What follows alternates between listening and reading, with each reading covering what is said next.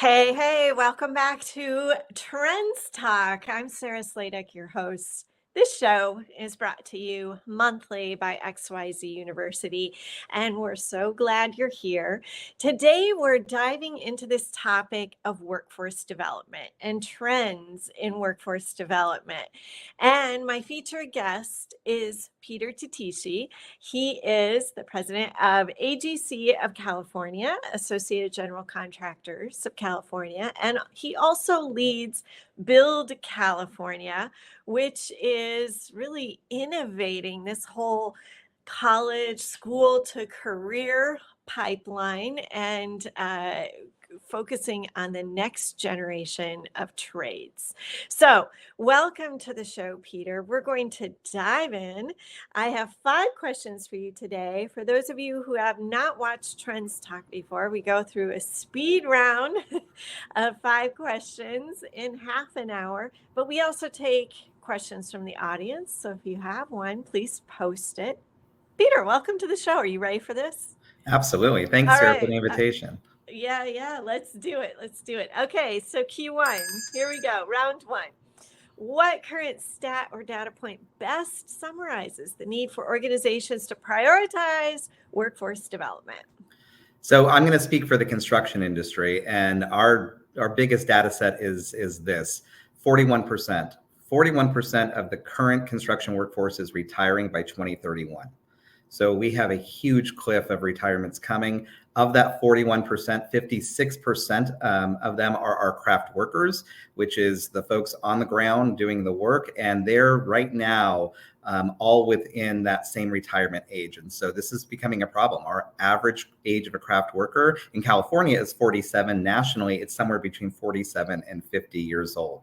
So this is not a sustainable workforce at this point, and we've got to recruit that next generation to want to pursue careers in construction. So that 41% is haunting me every single day, because every day we get closer to 2031 when that cliff is going to hit us.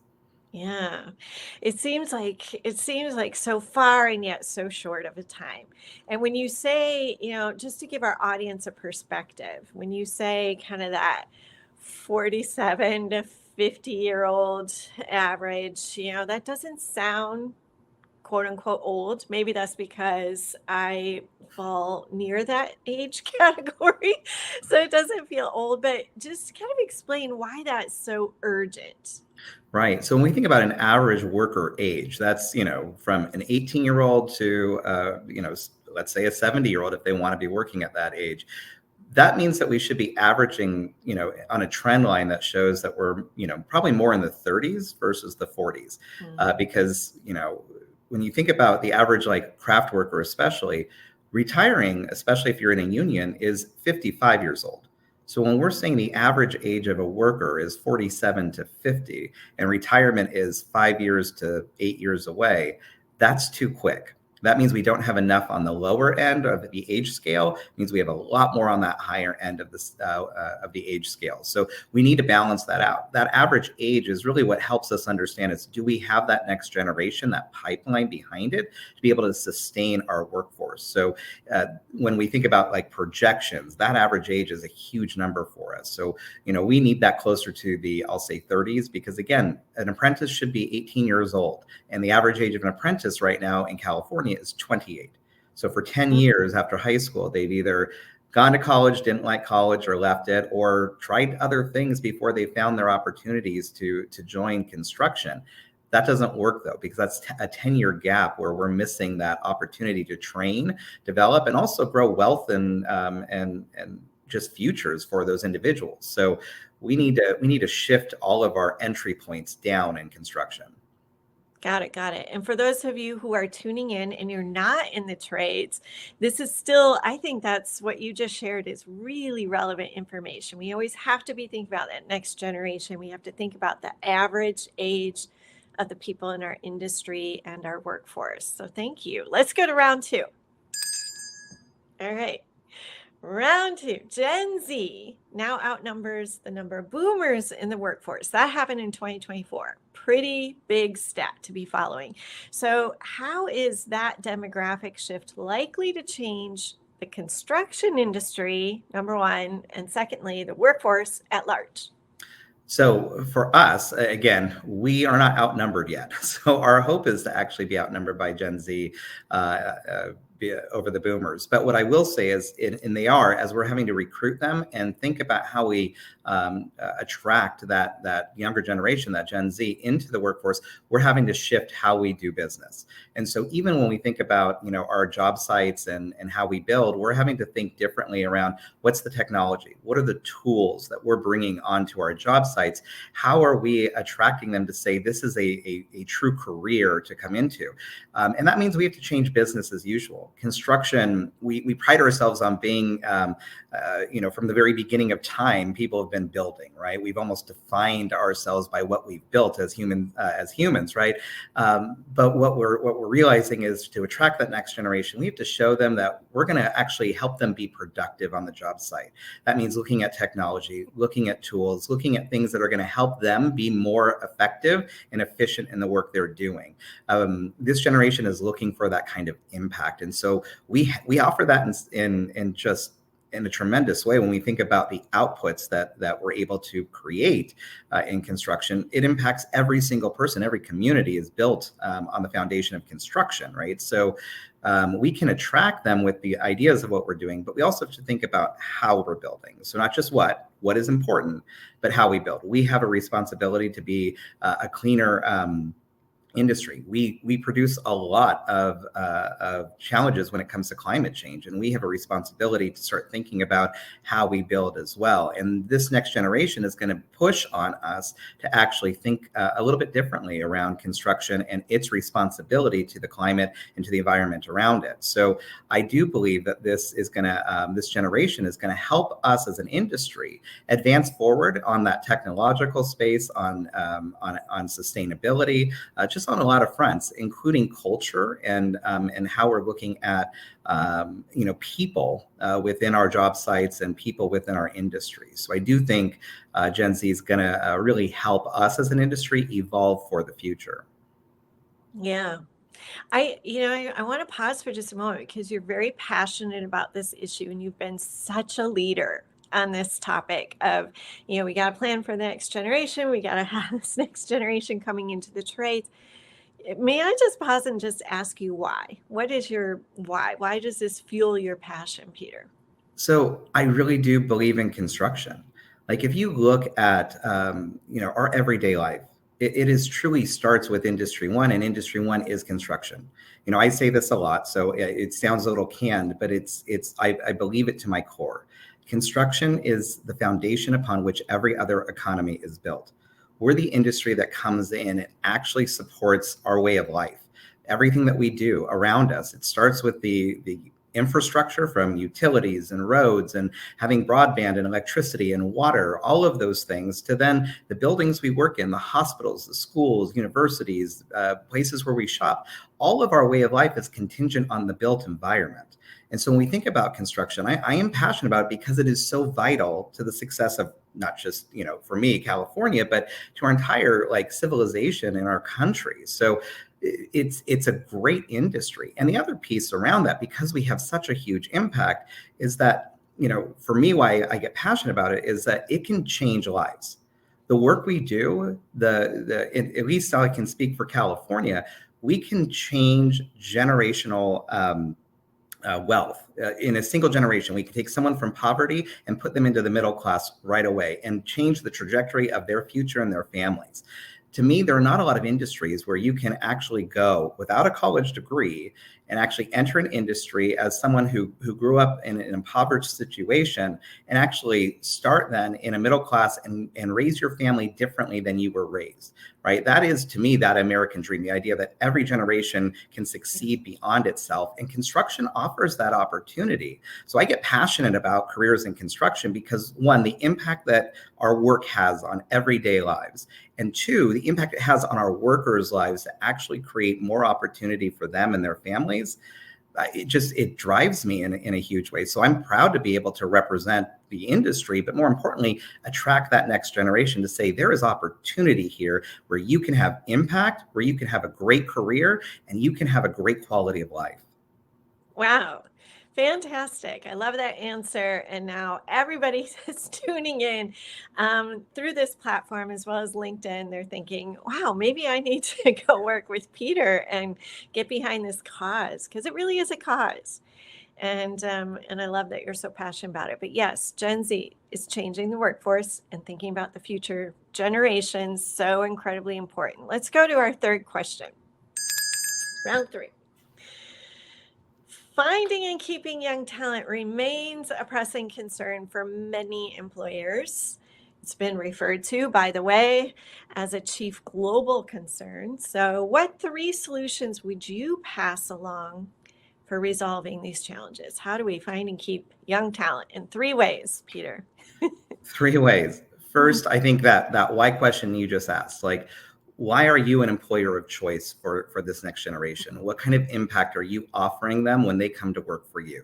That's why I love being able to talk about construction, because if you want to better your community, if you want to better the people around you, if you want to leave a lasting impact beyond just yourself, construction lets you do that, right? The why there is so important. And this generation, when you talk to them, and Sarah, you've done so much research on them, they're looking for impact, right? They may not understand how much time they even have on this planet. And so they're looking for, if I'm going to spend time, I want to make sure that I'm doing good work that's doing, bringing about a better future in tomorrow. So I always tell everybody, talk about not just what you do, but like the impact that the work that you provide actually has on the community and the people around you. And that's, again, part of that reason why construction is such a cool industry, because it is impacting everyday lives in a really positive way.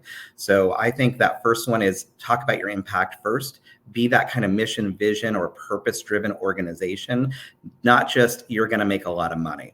That may happen, and that is, you need to be able to pay well for sure, right? But it's got to go beyond. And so money is not everything. That quality of life is going to be really important. And when we think about quality of life, the impact is important. The second is that as employers, we're taking care of our people, and that people do feel valued and put first beyond, I'll say, profits in that sense. And that's one of the challenges I think the construction industry actually has right now, is that people for a long time were treated more as a commodity on the job site. And that's really stems from even the way we bid and how owners look at contractors. It's, you're here to get the job done on time, on budget, or hopefully, under budget. And it then pushes and strains on the people factor, because we're not seen as people doing quality work. We're seen as commodities to try to hit budgets and timelines. So I do think that's going to be an important piece. And it's something that we're talking about, is how do we enhance and support our people so that they understand that mental health, their well-being are all priorities, because mental health is not just a buzzword with this generation, it is their priority. And this is a challenge. I think construction, I'll use this as a platform for a minute, has a problem. There are two numbers that I give out across the country, but especially in the state of California. First one is 75%. The construction industry nationally has a 75% higher suicide rate than the average across the country. So that is a problem. That is a mental health crisis. The fact that we are nearly double the amount of suicides than on the average as an industry. We're the number 2 highest leader industry in suicides. This is not okay. Our people are not okay. And to that point, when we look at job site overdoses, especially in opioids, 1 in 4 out of all overdoses in the country are a construction worker.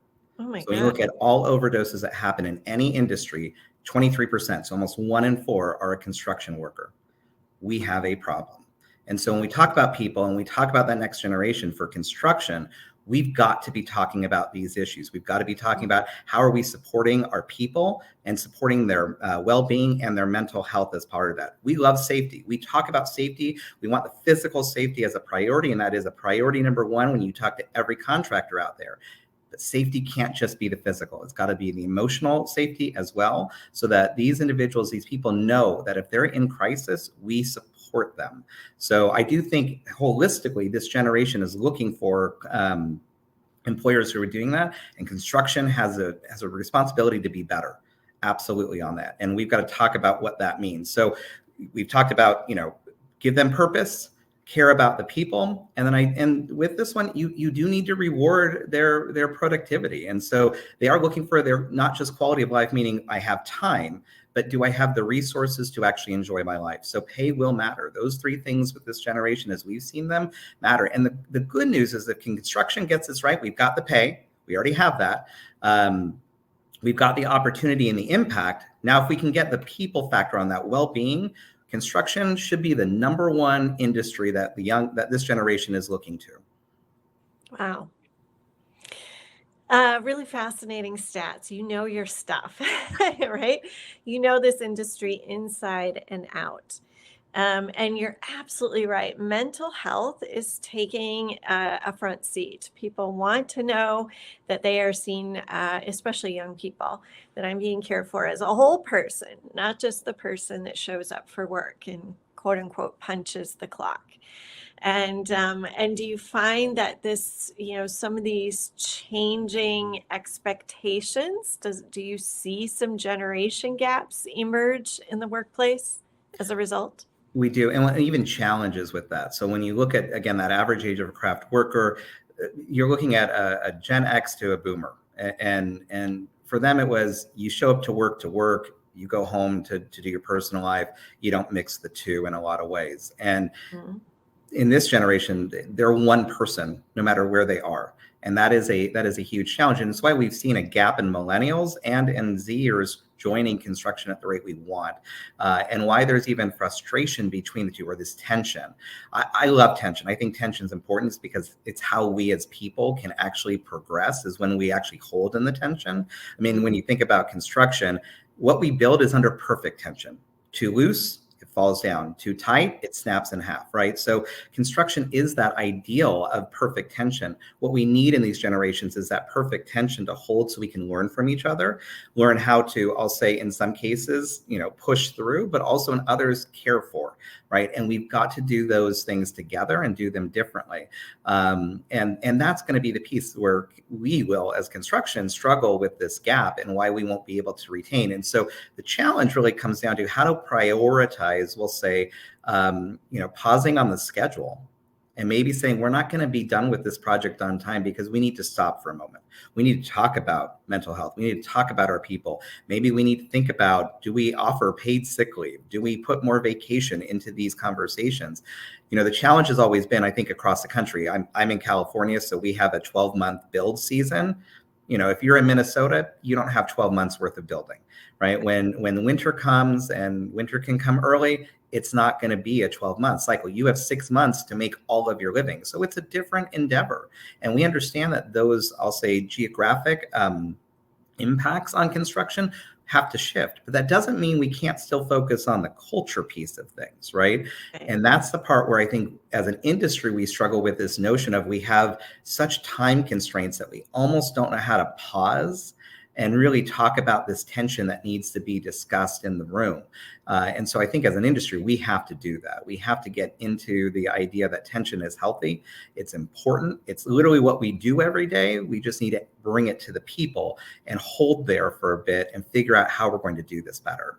Yeah, I love that. I love that, that concept and that way of thinking. I see a couple questions have come in, but first I'm going to ask you one more before we go to audience questions. Let's do round 4. Here we go. You, Peter, are an innovative leader, and you urge other leaders to innovate as well. And I'm curious to know, from your perspective, what's it take to master that skill? What practices actually help you innovate? I don't ever call myself an innovative leader, but that's very kind of you, Sarah. So thank you. But I think for this, it's the first thing that I have found to be very beneficial. One is listening. More importantly, it's instead of thinking we already know the answers, or we can just solve it without hearing from people, we do need to go out and actually listen to people in our industries, listen to generations, and hear what they have to say. Because when we get these perspectives, and having multiple perspectives, I think that's been so helpful in us figuring out we need to be different. Yeah. We need to change things. Because what's interesting, when I got into, I'm going to use construction still, because that's what I'm in. When I started here, we have been talking about this workforce crisis for 20 years. We have been trying to recruit that next generation, trying to find ways to inspire, younger people to pursue careers in construction, and we couldn't figure it out, right? And so the challenge is we kept saying, well, if we just told our stories as we know it, that somehow that next generation would be inspired by that.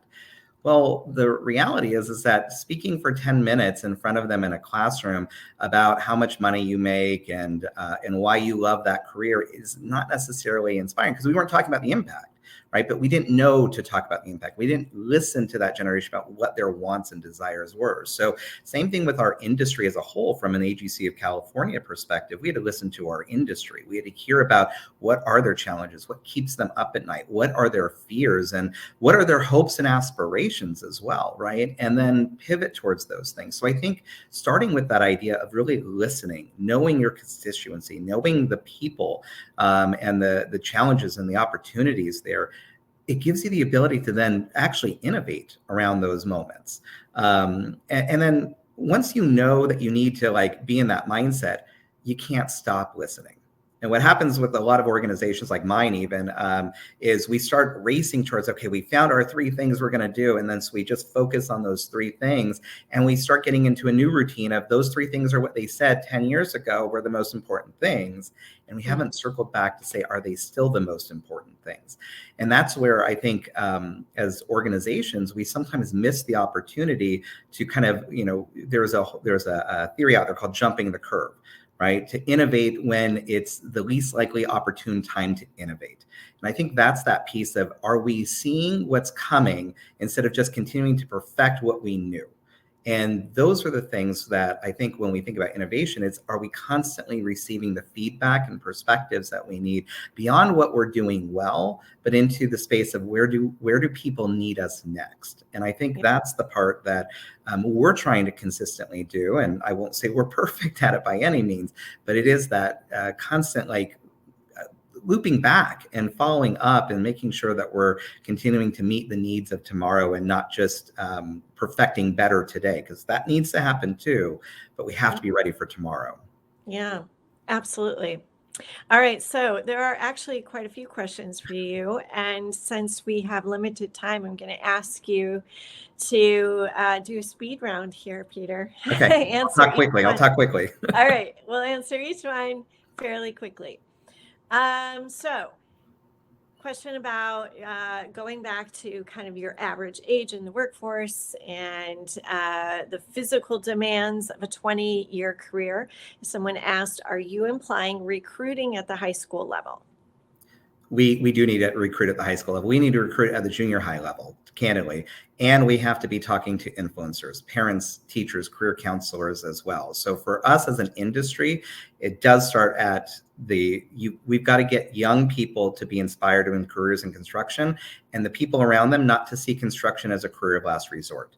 Unfortunately, the narrative of construction especially is that we've done a very poor job defining what we do, the importance of what we do. It's almost perceived as, well, anyone can be in construction, right? Anyone can dig a ditch or use a shovel or a hammer. And the truth is, it's not that easy.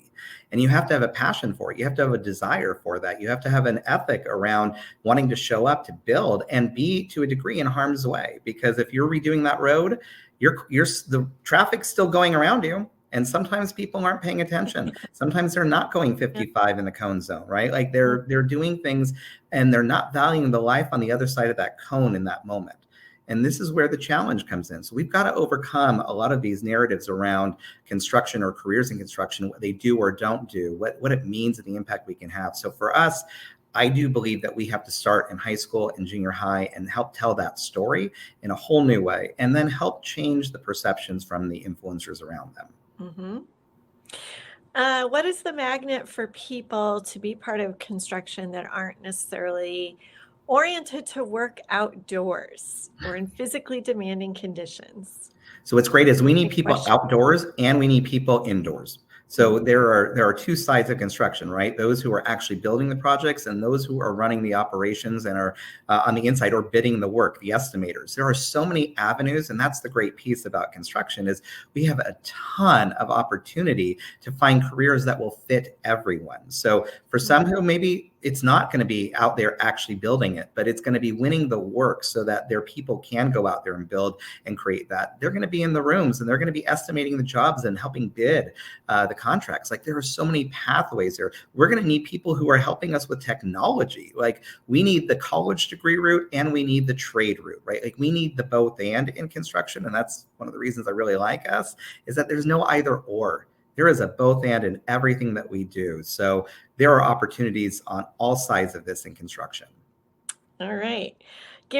Now we're getting political. So, given the current administration's emphasis on exporting non-documented workers, what are short-term strategies companies in construction can explore to replace the huge segment of the field trades? That is a challenge, and it is a real challenge across the country. You know, in California with our unions, that's not a real issue for us. We are compliant with the I-9 dynamics, and our workers out of the halls are all documented individuals. But I will say, in construction as a whole, we have had a history where we can't find the workers, and so undocumented have replaced a workforce that's necessary. We have been trying to expand different visa programs to have temporary visas come in, because if there are not enough workers, but there are people who want to do that work, who are willing to come here, we want to find a legal way for them to come and do that. And so we've been trying to work with this administration, the previous administration, this administration before, and the Obama, like all these administrations, to try to figure out ways to expand a temporary worker program for construction, because we have a demand, we have a need, and unfortunately we don't have enough people right now. So this is a big challenge for us across the country to be able to make sure that we continue to meet the demands of people, because you all have expectations. These projects are going to get built, they're going to be done, and they're going to be usable, whether it's for your place of work, for the roads you need to drive on, or for bringing internet and water and electricity out to your communities. Yeah. Gosh, we have so many questions that came in. I think because I have one more. So I'll pick one additional one from the audience. Do you promote or do your members participate in shadowing opportunities for youth as a way to have them see themselves in the roles in construction industry? So we do a lot of, we do bring onto job site walks. We do a lot of job site walks with high schoolers, with all age kids, really usually above 14. So we usually don't bring 10, 11, 12-year-olds out there. We do some, but not in dangerous situations. So we do job site walks quite regularly with high schools and even college programs that are out there, and trades programs. So we absolutely look at shadowing as a positive way to help young people see what it is. We also have high school internships where they come in to like prefab shops and in-house, not on the job site, but to be able to be around the environment to see the opportunities. Yeah, so fantastic. All right, let's go to our last question from me. Round 5. What trends are you currently watching, Peter, and advising others to prepare for? So for us, the trend that we're consistently watching for is, and it's really interesting when we're looking at the trend with Gen Z, is they're not looking to, I'll say the millennial was jumping around a lot. When I look at our millennials, they kind of have this pattern of jumping around. Gen Z is not looking to jump, but they want to get the right fit the first time. It's almost weird in the sense of, I've noticed that, like a boomer would pick their career in the one spot and you just work that company up until you did. Zers aren't necessarily trying to say, hey, I want to do that, but they're looking to say, look, if I'm going to spend my time there, I want it to be actually something that has security, has certainty, and has this opportunity for me. And so how you sell them up front, once you sell them on it, I think they're going to be a longer term like catch. It may mean that from an industry perspective, they may jump around from construction to construction company based on culture and things, but as they fall in love with the industry specific, I do think they're going to actually stick around differently than the millennial, which is trying a lot of different flavors out there, right? Just, I kind of want to try tech. No, I want to go over, like they definitely kind of weren't sure. This group of Gen Zers I've seen is looking for a little more certainty about the career they're pursuing. So I do think for anyone out there, selling them on the opportunity in the industry that you are at, which again, I think goes back to more impact than anything else, is the number one thing we can be doing with them. Because once they're inspired, they're in. And they're going to stay in, they're going to stay committed to like bringing up and leveling up that industry as a whole. Mm-hmm. Absolutely. Wow. I mean, mind blown, right? We did it in 30 minutes. We did I'm Trends surprised. Talk with Peter Tateishi. He's sweating. He did it. Fantastic. Thank you to our audience for engaging. We got lots of comments, lots of questions. You were a huge hit, Peter, which what's not to love? It's a hot topic and you're very passionate about it. So thank you for being on Trends Talk. And for our audience, tune in next month. We'll be back last Thursday of the month. See you soon. I'm Sarah Sladek. Bye, everyone.